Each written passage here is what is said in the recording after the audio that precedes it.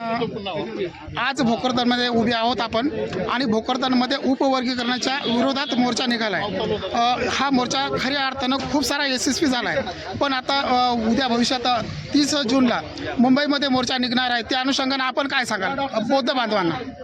30 जून या दिवशी मुंबई भारताची आर्थिक राजधानी, त्याचबरोबर महाराष्ट्राची राजधानी या मुंबई शहरामध्ये अनुसूचित जाती या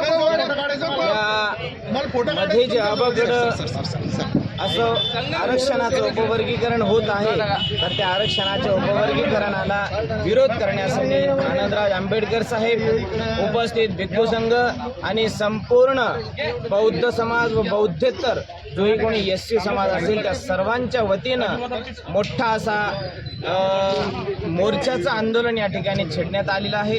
तरी सर्व बहुजनांना, एससी कॅटेगरीतील सर्व उपवर्गीकरण विरोधी सर्वांना या ठिकाणी आवाहन करतो की आपण सर्वांनी येत्या 30 जून 2026 रोजी मुंबई या ठिकाणी अवश्य मोर्चासाठी उपस्थित राहावं।